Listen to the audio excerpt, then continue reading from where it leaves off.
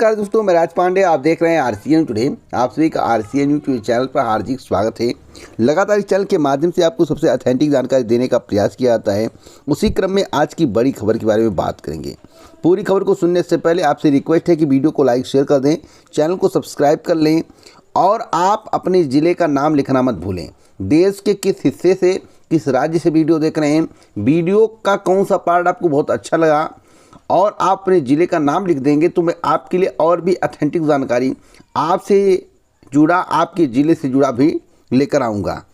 पहली खबर है यूपी बीएड प्रवेश परीक्षा 2024 को लेकर। उससे पहले अगर आप बीएड प्रवेश परीक्षा की तैयारी कर रहे हैं तो आपके लिए सबसे बेहतरीन book UP BEd entrance exam 2024 की तैयारी करने वाले उन सभी अभ्यर्थियों के लिए बहुत ही अच्छी खबर है जो अच्छे मार्क लाकर अच्छे कॉलेज में प्रवेश चाहते हैं। आपको बता दें, चक्षु प्रकाशन ने इसी को ध्यान में रखते हुए संयुक्त प्रवेश परीक्षा 2024 कला वर्ग, समान ज्ञान हिंदी, समान अभिरुचि परीक्षण कला वर्ग संपूर्ण पाठ्यक्रम अनुसार उत्तर प्रदेश बीएड प्रवेश परीक्षा 2024 की तैयारी के लिए बहुत ही ज़बरदस्त एसटीडी गाइड तैयार किया है। इस एसटीडी गाइड के माध्यम से आप अपनी तैयारी को इतना बेहतर कर पाएंगे कि आपके नंबर भर भर के आएंगे। इतने नंबर आएंगे, आसानी से आपको अच्छे कॉलेज मिल जाएंगे। अब इस बुक में आपको क्या मिलेगा? जो भी प्रश्न मिलेगा वह परीक्षा पाठ्यक्रम पर आधारित होगा। 2700 प्लस महत्वपूर्ण प्रश्न देखने को मिलेगा जो आपके नंबर को बढ़ा देगा। 60 सॉल्व पेपर व्याख्यात्मक हल सही देखने को मिलेगा जो कि 2017 से लेकर 2023 तक का होगा, जिससे आपको समझने में आसानी होगी कि परीक्षा में किस प्रकार के प्रश्न पूछे जाते हैं। आप अपनी स्क्रीन पर देख सकते हैं किस प्रकार के ज़बरदस्त प्रश्न हैं और इन प्रश्नों के माध्यम से आप अपने सिलेक्शन को सुनिश्चित कर सकते हैं। आप ध्यान से देखिए, प्रश्नों की क्वालिटी बहुत ही ज़बरदस्त प्रश्न है।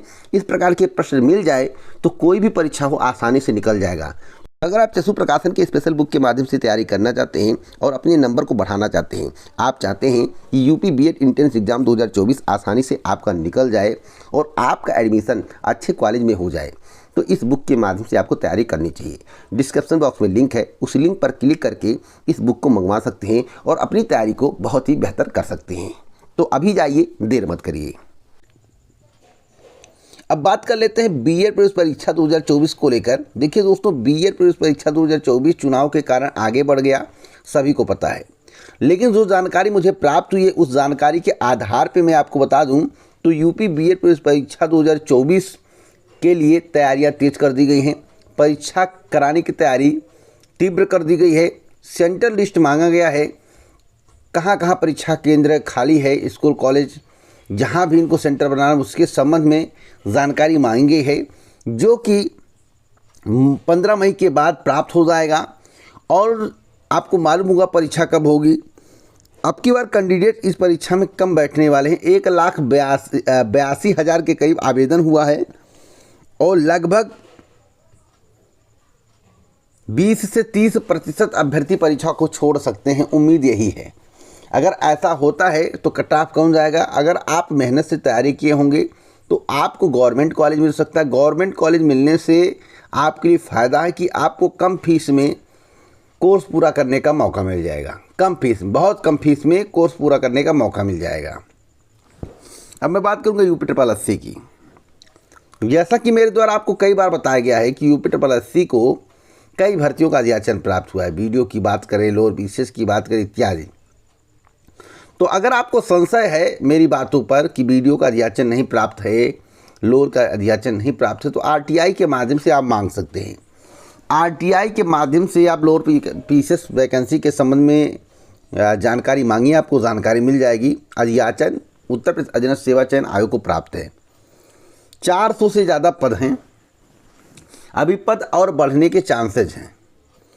तो लोअर पीसीएस वैकेंसी पर 2023 से आएगी या 24 से आएगी, या सस्पेंस चुनाव के बाद ख़त्म होगा। चुनाव के बाद आपको लगातार प्रयास करना है, कम से कम 2 से 3 महीने प्रयास करना है। उसके बाद सारी बात डिक्लेयर हो पाएगी। अगर आप प्रयास नहीं करेंगे और आप सोचेंगे कि अधियाचन यूपी SSSC को प्राप्त है तो लोअर की वैकेंसी जो है पर 2023 से आ जाएगी, तो यह आपकी कोई सोच हो सकती है। आप केवल मन में ख्याली पुलाव पका रहे हैं, इतना है। और मैं आपको बता दूं, अधियाचन आया है कई भर्तियों का और लंबे समय से आकर पड़ा है, लेकिन विज्ञापन नहीं आ रहा है। तो प्रयास करना पड़ेगा, तभी लोअर पीसीएस की वैकेंसी आएगी। कितने लोग अब की बार आयोग में जाकर प्रयास करने वाले हैं लोअर पीसीएस की वैकेंसी को लेकर, कमेंट बॉक्स में बताएं। और आपको मेरी जानकारी कितनी ऑथेंटिक लग रही है उसके बारे में बताएं। 400 से ज़्यादा पदों का अधियाचन यूपी ट्रिपल एससी को प्राप्त है। आपको विश्वास नहीं है, आरटीआई के माध्यम से जानकारी मांग लीजिए। नए शिक्षा सेवा आयोग को लेकर बात करते हैं। लेकिन नए शिक्षा सेवा आयोग में जब तक परीक्षा नियंत्रक की नियुक्ति नहीं की जाएगी, स्पष्ट रूप से बता रहा हूँ, वीडियो को ध्यान से सुनिए, समझने का प्रयास करिए। नए शिक्षा सेवा आयोग में जब तक परीक्षा नियंत्रक की नियुक्ति नहीं होगी, तब तक जो है ना टीईटी पीटी की परीक्षा होगी, ना असिस्टेंट प्रोफेसर की परीक्षा होगी। अगस्त सितंबर माह तक असिस्टेंट प्रोफेसर की परीक्षा होगी, उससे पहले नहीं। और सितंबर से लेकर दिसंबर के बीच में काफ़ी समय गैप हो रहा है। इसलिए गैप हो रहा है क्योंकि अभी एजेंसी का चयन होना है, पेपर छपना है, सेंटर लिस्ट मांगी जाएगी, कहाँ कहाँ सेंटर, इन सब पर वर्क करना है, तो काफ़ी समय लगेगा। इसलिए मैं सितंबर से दिसंबर के बीच में बोल रहा हूँ। नए शिक्षा सेवा आयोग में परीक्षा नियंत्रक की नियुक्ति कब होगी? तो जून महीने में होगी, लगभग 15 जून के बाद। जो जानकारी प्राप्त हुई, दूसरे पखवाड़े तक नए शिक्षा सेवा आयोग में परीक्षा नियंत्रक की नियुक्ति कर दी जाएगी। अब परीक्षा नियंत्रक जो आएंगे उनके कार्य की गति कितनी अच्छी है, जो अध्यक्ष हैं कार्यवाहक, उनसे तालमेल कैसा है, कार्य करने के लिए सामंजस्य बन पा रहा है या नहीं, सब कुछ देखना पड़ेगा, तभी आपको ऑथेंटिक जानकारी मिलेगी। तो आपको जून माह तक वेट करना पड़ेगा। और मैं दावे के साथ कह सकता हूँ, कई बार बताऊँ, एक बार नहीं कई बार, इसके संबंध में समाचार पत्र में भी अभी हाल ही में आया था। हमने कहा था कि सबसे पहले असिस्टेंट प्रोफेसर की परीक्षा आयोजित की जाएगी, उसके बाद टीजीटी पीटी की परीक्षा आयोजित की जाएगी। क्यों की जाएगी असिस्टेंट प्रोफेसर की परीक्षा सबसे पहले आयोजित, इसके संबंध में मेरे द्वारा आपको बताया गया था। तो अगर आपको रेगुलर बेस में सबसे ऑथेंटिक जानकारी चाहिए, आप चाहते हो कि कोई भी जानकारी आपको दी जाए तो पूर्णतः सही और सटीक हो, तो इस चैनल से जुड़े। एक और महत्वपूर्ण जानकारी देना चाहता हूँ सेंटर को लेकर। दोस्तों, सेंटर आपको गृह जनपद में नहीं मिलेगा, फिर मैं बता दूँ, गृह जनपद में नहीं मिलेगा। मंडल स्तर पर सेंटर बनाने की तैयारी चल रही है। अगर आप गोरखपुर के रहने वाले हैं, अगर आप नौगढ़ के रहने वाले हैं, यानी कि सिद्धार्थनगर के रहने वाले हैं, तो सिद्धार्थनगर वालों को या तो फैजाबाद दिया जा सकता है, या फिर बस्ती दिया जा सकता है, संत कबीर नगर दिया जा सकता है। इस तरह से सेंटर बनाए जाएंगे, जिससे जो धांधली का प्रयास होता है कॉलेजों से, वह ख़त्म हो सके। क्योंकि अक्सर देखा गया है कि जब ज़िले में होता है तो आदमी की जान पहचान ज़्यादा होती है, तो जुगाड़ लगाने का पूरा प्रयास किया जाता है। इसमें दो राय नहीं, जुगाड़ लगाने का प्रयास किया जाता है, यह बात किसी से छुपी नहीं है। यह अटल सत्य है कि जुगाड़ लगाने का प्रयास किया जाता है। लेकिन जब मंडल स्तर पर हो जाएगा तो जुगाड़ लग पाएगा, इसकी कोई गारंटी नहीं है। इसलिए मंडल स्तर पर सेंटर बनाने की तैयारी चल रही है।